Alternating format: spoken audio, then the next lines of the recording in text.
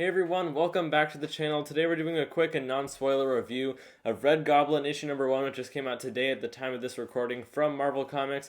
I just got done reading it, and in this video I'm going to show some of the interior artwork and get into my thoughts on the issue, give you guys a score out of 10 at the very end, without getting into any major spoilers. So first of all, I do want to preface this by saying that I haven't really read any of the recent Venom stuff, that new Al Ewing Rom V run. I just read like the first 5 issues of that series and then dropped it, and I've heard that all this Red Goblin stuff with Normie Osborn, who's Norman Osborn's grandson, taking over as the Red Goblin, has mostly happened within the pages of Venom. I guess the idea is that Dylan Brock, who's the new Venom, Eddie Brock's son, right, like part of his symbiote had some sort of offspring, which ended up becoming this new Red Goblin symbiote, which was given to Normie Osborn, Norman Osborn's grandson. So there's definitely a lot of generational stuff going on in Venom comics right now with symbiotes being handed down and stuff.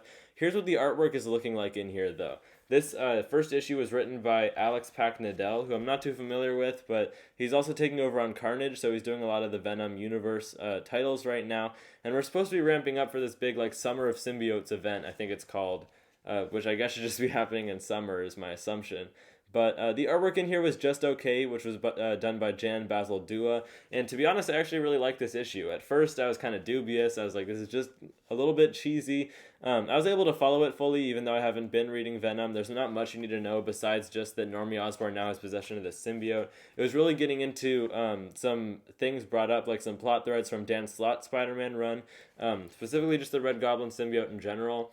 But we're having to deal with this dynamic between Normie Osborn, his mom Liz Allen, and Norman Osborn, his grandfather, obviously. With Norman Osborn having been a little bit more reformed lately in comics, he's become the Gold Goblin, and something I wanted to point out was that at many points in this issue, like Norman Osborn is at risk, right? There's this idea that the Goblin Nation is back, which was like this like street gang in New York City that he was commanding during that last, I think the last story arc of Dan Slott's Spider-Man run when Norman Osborn was the original Red Goblin.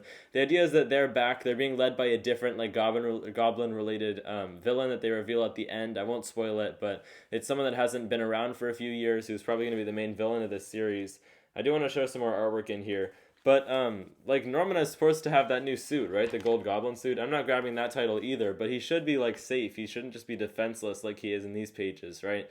I'm not sure exactly how he can, like, summon the armor or whatever. Maybe it's not quite the same as Iron Man, but they don't even mention that he's Gold Goblin in here. That was just one thing that I noticed. Overall, though, the artwork was just okay, like I said. I thought the writing was pretty well done. It was, like, narrated by Normie and everything. He is a kid, so that might seem like kind of a turnoff, but honestly, I thought it was just, like, an entertaining read. Definitely nothing too creepy or anything. Like, that cover really makes it look like it's going to be something really dark, really gritty, but that's not really what it is at all. The artwork is pretty, like, I'm trying to find a word. It's like pretty positive looking artwork. It's not too like dark or gritty or anything like that. I think I've already shown this page. But yeah, so overall, a really good issue. I liked it a lot more than I thought I would. I was going into this thinking that I really wouldn't like this too much. I wasn't even planning on picking this up, but I thought I would try it out to make a review since I'm a big fan of the original Red Goblin as Norman Osborn. So to give you guys a score out of 10 for this first issue, I do recommend trying this out, especially if you're a Venom fan or a fan of Dan Slott's Spider-Man run, right, when the original Red Goblin was around. For this first issue, I'd say I'd probably give it like a 7, maybe like a high 6, 6.5, something like that, because I'll probably try out issue number 2, which is not something I thought I'd end up saying. So Red Goblin number 1 is kind of a weird recommendation from me. Wasn't expecting to like this, especially since I haven't been reading too much of that Venom stuff that's been coming out lately, but you can definitely just hop on with number 1. You won't be lost at all.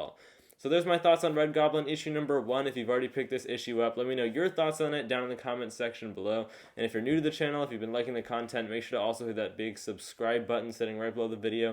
If you're not already subscribed, I appreciate you guys watching this review, and I'll see you in the next one. Bye, guys.